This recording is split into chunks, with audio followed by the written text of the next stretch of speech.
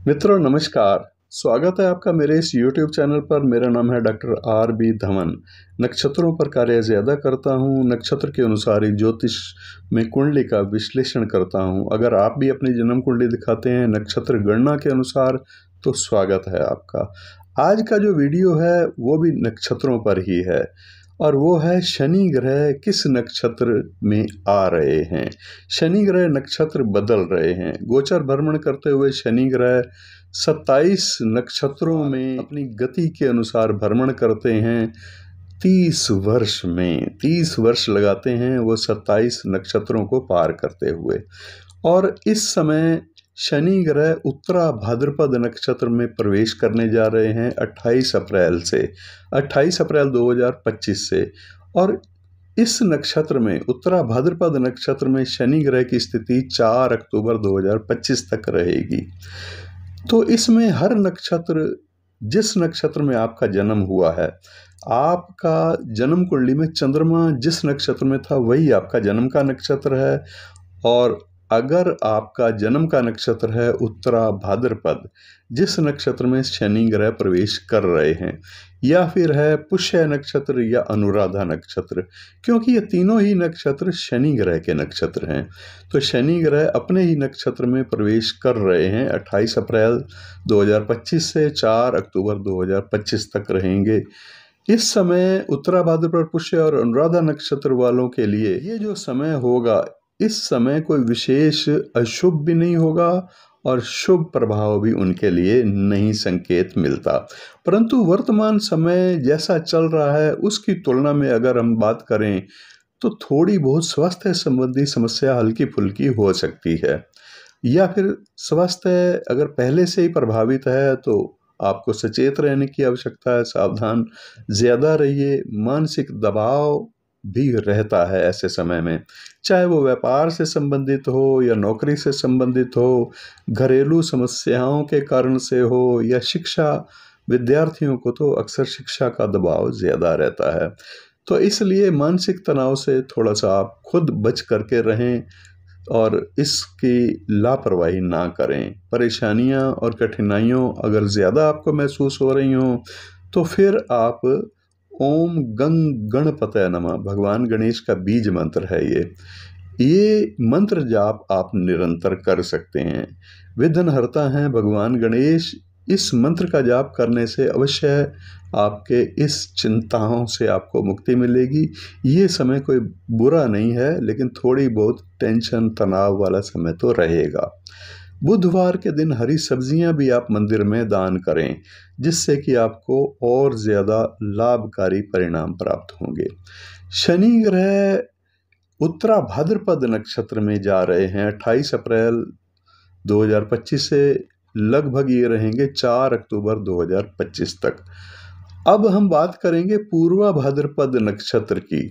पूर्वा भाद्रपद नक्षत्र, पुनर्वसु नक्षत्र और विशाखा नक्षत्र, ये नक्षत्र हैं बृहस्पति ग्रह के। इन नक्षत्रों में अगर आपका जन्म हुआ है, इनमें से किसी भी नक्षत्र में अगर आपका जन्म हुआ है तो ये शनि का गोचर आपके लिए शुभ होगा, अच्छा होगा और सकारात्मक ऊर्जा आपको प्राप्त होगी। इस समय में सकारात्मक ऊर्जा का प्रवाह आपको महसूस होगा स्वयं में भी। इस कारण से आपको शुभकारी परिणाम भी प्राप्त होंगे। सभी लोग आपकी तरफ विशेष आकर्षित भी होंगे, ऐसा भी आपको महसूस होगा। आपके जन्म के नक्षत्र पर बृहस्पति ग्रह का गोचर प्रभाव शुभकारी परिणाम देने वाला होगा। धन का मामला हो, संपत्ति की प्राप्ति का मामला हो, समृद्धि का मामला हो, तो आर्थिक समृद्धि भी प्राप्त होगी। और आर्थिक समृद्धि आपको किसी विशेष मार्ग से प्राप्त होगी। जिस ग्रह का संबंध आपकी कुंडली में इस नक्षत्र से होगा वही ग्रह आपके लिए आर्थिक संपत्ति का माध्यम बनेगा और उसी ग्रह की दिशा से आपको विशेष लाभ होंगे। इस समय पर, इस समय सब अर्जित भूमि का लाभ भी होता है या पैतृक संपत्ति की प्राप्ति की संभावनाएं भी होती हैं। आमदनी में वृद्धि और भाग्य उदय या विशेष लक्ष्यों की प्राप्ति वाला ये समय माना गया है। अब इसके बाद जो 3 नक्षत्र हैं शनि ग्रह उत्तरा भाद्रपद में रहते हुए 28 अप्रैल 2025 से 4 अक्टूबर 2025 तक शतभिषा नक्षत्र, आर्द्रा और स्वाति, इन 3 नक्षत्र वालों के लिए ये समय थोड़ा सा प्रतिकूल रहेगा। थोड़ा सा निराशा अगर आपको महसूस हो सकती है ऐसे समय, लेकिन कोई विशेष कष्टकारी समय नहीं है ये। अगर आपका जन्म का नक्षत्र है शतभिषा, आर्द्रा या फिर स्वाति, तो इन 3 नक्षत्रों में से किसी भी नक्षत्र में आपका जन्म हुआ है तो शनि ग्रह उत्तरा भाद्रपद नक्षत्र में रहते हुए 28 अप्रैल 2025 से 4 अक्टूबर 2025 तक की अवधि में थोड़ा बहुत आपके लिए प्रतिकूल प्रभाव का संकेत देते हैं। इस समय में आपके जन्म नक्षत्र के अनुसार शनि ग्रह की स्थिति आपके जन्म के नक्षत्र में इस प्रकार की सूचनाएं भी देती है जिससे कि आपके किसी कार्य में रुकावट संभव हो सकती है और छोटी मोटी चोट का खतरा भी होगा। अगर आप असावधान रहेंगे तो सावधानी रखना जरूरी होगा। इस समय पर अतिरिक्त सावधानी रखने के साथ साथ आप आगे बढ़ें। रुकावटों के प्रति भी आप विशेष सतर्क रहें। इस अवधि में आपके जो शत्रु हैं, शत्रु किसी भी प्रकार के हो सकते हैं, आपको आर्थिक हानि भी पहुंचाने वाले हो सकते हैं, मानसिक कष्ट देने वाले भी हो सकते हैं, शारीरिक कष्ट वाले भी हो सकते हैं और शत्रु आपके छुपे हुए शत्रु भी हो सकते हैं, प्रत्यक्ष शत्रु भी हो सकते हैं। शत्रुतापूर्ण घटनाएं मानसिक स्तर से आपको परेशान कर सकती हैं। इसका प्रभाव भौतिक स्तर पर भी हो सकता है, यानी आर्थिक या भौतिक स्तर पर भी वो शत्रु आपको पीड़ित करने का प्रयास कर सकते हैं। सावधानी आपको स्वयं रखनी है। अपने अगर कोई पुराने शत्रु हैं तो उनके प्रति विशेष सावधानी रखें और प्रतिद्वंदी भी आपके शत्रु ही माने जाते हैं। जो कंपटीटर हैं आपके व्यापार में या फिर नौकरी में भी जो मुश्किलें खड़ी करने वाले लोग ऐसे कुछ होते हैं, या फिर शिक्षा का क्षेत्र है तो उसमें भी आपको सावधानी की आवश्यकता है। सचेत रहें उनके प्रति। व्यापार या नौकरी में मुश्किलें ना आए ऐसा आप कोशिश करें और सतर्क रह करके ऐसे प्रयास आपको करते रहना है। इस समय में 28 अप्रैल 2025 से 4 अक्टूबर 2025 के मध्य शनि ग्रह का ये संकेत है आपके लिए। कठिनाइयाँ अगर ज़्यादा महसूस हों तो कठिनाइयों के निवारण के लिए विघ्नहर्ता भगवान विष्णु हैं। आप भगवान विष्णु के मंत्र का जाप करके भी राहत प्राप्त कर सकते हैं। भगवान विष्णु का मंत्र ओम नमो भगवते वासुदेवाय, इस मंत्र का प्रतिदिन जाप करें और इसके साथ साथ हर बृहस्पतिवार मंदिर, पास का जो मंदिर है वहाँ जा करके गुड़ या शक्कर का दान दक्षिणा के साथ अवश्य करते रहें। ये आपको करना है हर बृहस्पतिवार। फिर इसके बाद शनि ग्रह धनिष्ठा, मृगशिरा और चित्रा नक्षत्र वालों पर किस प्रकार का प्रभाव का संकेत दे रहे हैं, इसको भी समझते हैं। शनि ग्रह आपको मैंने बताया ही है कि उत्तरा भाद्रपद नक्षत्र में रहेंगे 28 अप्रैल 2025 से 4 अक्टूबर 2025 तक। धनिष्ठा, मृगशिरा और चित्रा नक्षत्र वालों के लिए ये अवधि हर प्रकार से सुखकारी होगी। सुख और समृद्धि की प्राप्ति वाला समय है ये आपके लिए। आर्थिक रूप से भी संपन्नता वाला समय है, समृद्धि वाला समय है और शारीरिक रूप से भी सुख वाला समय है। सुख की प्राप्ति विशेष करके तब और ज़्यादा होगी जब पहले से ही कोई किसी प्रकार का रोग है तो उस रोग की चिकित्सा आपको मिल जाएगी, चिकित्सा सफलतापूर्वक हो जाएगी और रोग से मुक्ति वाला समय इस तरह से होगा। संपत्ति की प्राप्ति वाला समय होगा, कुटुंब की वृद्धि वाला समय होगा। ये भाग्य में वृद्धि हर प्रकार से होती है। भाग्य से हर प्रकार के अच्छे अवसर आपको मिलते हैं। मन को स्थिरता और संतोष प्राप्त करवाने वाला समय है। कठिन परिस्थितियों में अगर आप पहले रहे हैं तो उसके भी आपको सुरक्षित करवाने वाला ये समय है। आर्थिक लाभ वाली यात्राएं भी होती हैं ऐसे समय में। धन का संचय, भूमि खरीदना, भूमि की प्राप्ति होना, भूमि गिफ्ट में मिलना, वाहन लेना, वाहन लेने का संयोग बनना, व्यापार करना। व्यापार की अगर आप प्लानिंग कर रहे हैं, कोई नया व्यापार आरंभ करना चाहते हैं या नौकरी कोई नई जगह करना चाहते हैं, अच्छी नौकरी, तो इनमें भी आपको भरपूर सफलता वाला समय ये होगा। आप आरंभ कर सकते हैं ऐसे कोई कार्य, और इस समय पर कोई लोन वगैरह की आवश्यकता हो तो वो भी आपको आसानी से मिल जाता है।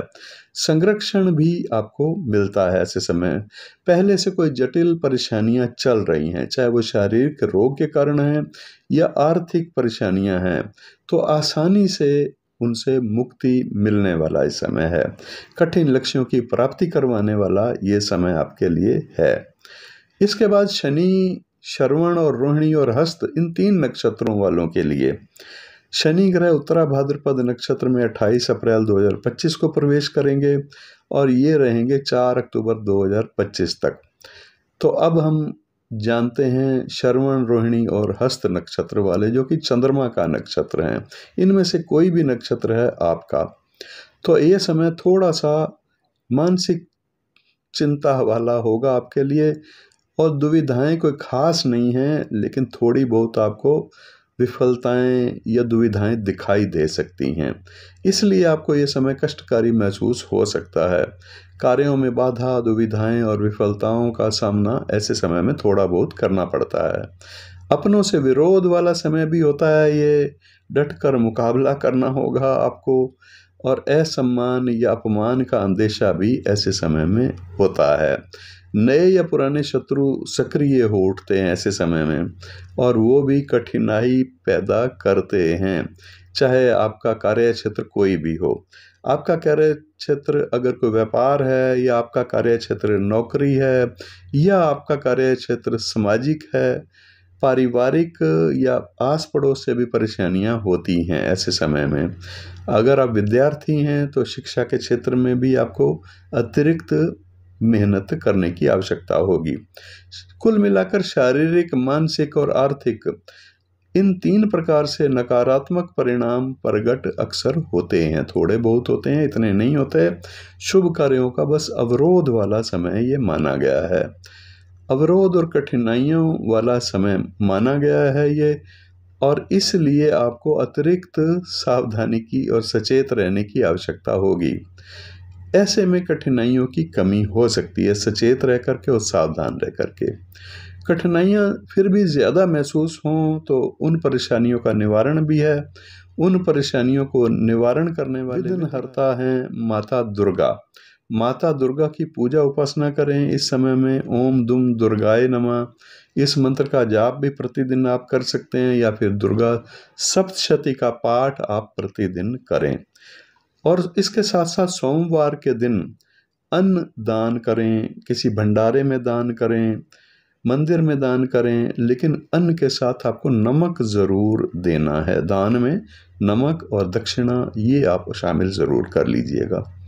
इसके बाद जो अगले 3 नक्षत्र हैं, इन 3 नक्षत्रों पर शनि ग्रह का प्रभाव, जब शनि उत्तरा भाद्रपद नक्षत्र में जा रहे हैं 28 अप्रैल 2025 से 4 अक्टूबर 2025 तक रहेंगे, तो अब ये जो नक्षत्र हैं उत्तराषाढ़ा और कृतिका और उत्तरा फाल्गुनी, ये 3 नक्षत्र, इन 3 नक्षत्र में से कोई भी आपका नक्षत्र है तो आपका नक्षत्र सूर्य ग्रह का नक्षत्र है। तो इसमें पहले से चली आ रही अगर कोई आर्थिक समस्याएं हैं तो उनका निवारण हो जाता है, आर्थिक स्थिति में सुधार होने लगेगा, ऐसा आपको प्रत्यक्ष महसूस होगा। कुछ विशेष उपलब्धियां भी प्राप्त होंगी या सफलताएं मिलेंगी किसी विशेष कार्य में। किसी महत्वपूर्ण कार्य को सिद्ध करना चाहते हैं तो ऐसा समय आपकी मदद करने वाला है ये। थोड़ी मेहनत से अधिक शुभ परिणाम आप प्राप्त करेंगे। अगर आप विद्यार्थी हैं तो शिक्षा के क्षेत्र में आपको अच्छे परिणाम प्राप्त होंगे। उच्च शिक्षा प्राप्त कर रहे हैं तो उसमें अंक अच्छे प्राप्त होंगे, सम्मान भी मिलेगा। विवाहित हैं, प्रेम में भी वृद्धि होती है। नौकरी या व्यापार से जुड़ी हुई उपलब्धियां भी ऐसे समय में प्राप्त होती हैं। कठिन से कठिन लक्ष्यों की प्राप्ति कराने वाला ये समय होता है, चाहे वो व्यापार हो या नौकरी हो या कोई सामाजिक कार्य हो, सामाजिक दुविधाएं हों तो उनका भी निवारण ऐसे समय में मिल जाता है। ये समय अधूरी इच्छाओं को पूर्ण करवाने वाला समय होगा। इस अवधि में आध्यात्मिक सफलताएं भी आपको मिल सकती हैं। अगर आपको आध्यात्मिक मंत्र साधनाओं में रुचि है तो उसमें भी आप सफलता प्राप्त आसानी से कर सकते हैं। इसके बाद अगले तीन नक्षत्र हैं पूर्वाषाढ़ा नक्षत्र, भरणी नक्षत्र और पूर्वा फाल्गुनी नक्षत्र। ये तीनों नक्षत्र शुक्र ग्रह के नक्षत्र हैं। शनि ग्रह उत्तरा भाद्रपद नक्षत्र में 28 अप्रैल 2025 से प्रवेश कर रहे हैं और 4 अक्टूबर 2025 तक इन तीन पूर्वाषाढ़ा, भरणी और पूर्वा फाल्गुनी नक्षत्रों वालों पर किस प्रकार का प्रभाव रहेगा, आइए जानते हैं।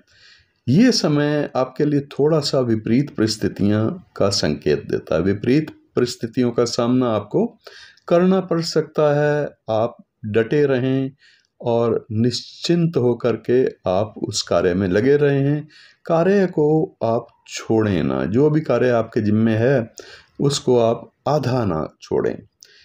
विपरीत परिस्थितियां चाहे कितनी भी हों, उसका प्रभाव अंत आपका विजय के रूप में आपको प्राप्त होगा। विपरीत प्रभाव प्रकट करने वाला ये समय होता ही है।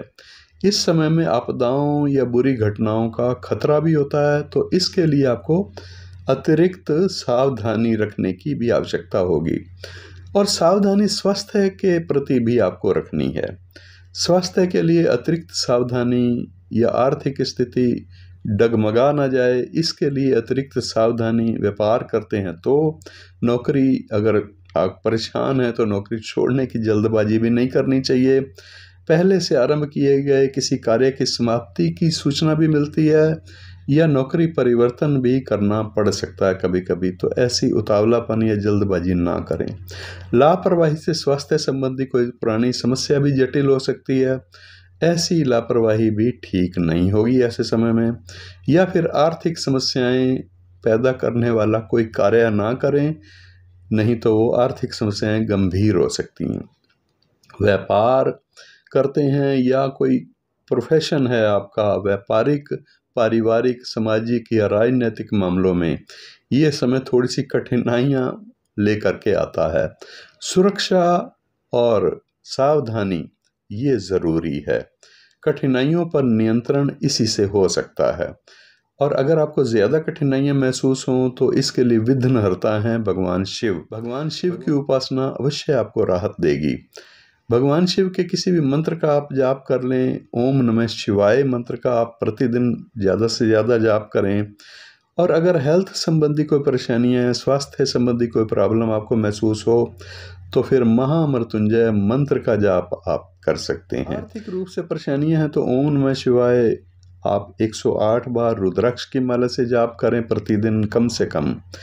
और अगर आप हेल्थ को लेकर के चिंतित हों तो फिर महामृत्युंजय मंत्र ओम त्र्यंबकम यजामहे सुगंधिम पुष्टिवर्धनम उर्वारुकमेव बंधनान मृत्योर्मोक्षये मामृतात्, बिना बीज मंत्र का आप ये महामृत्युंजय मंत्र भी कर सकते हैं। और इसके साथ साथ आपको हर दिन प्रतिदिन शिवलिंग पर जल चढ़ाना है, यानी अभिषेक करना है, जलाभिषेक। उसमें काले तिल 1 चुटकी अवश्य मिला लेना जल में।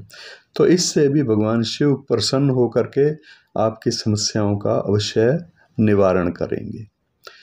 इसके बाद नेक्स्ट अगले 3 नक्षत्र हैं मूल, अश्विनी और मघा। इन 3 नक्षत्र वालों के लिए ये नक्षत्र हैं केतु ग्रह के नक्षत्र। शनि ग्रह उत्तरा भाद्रपद नक्षत्र में 28 अप्रैल 2025 को प्रवेश करेंगे, 4 अक्टूबर 2025 तक।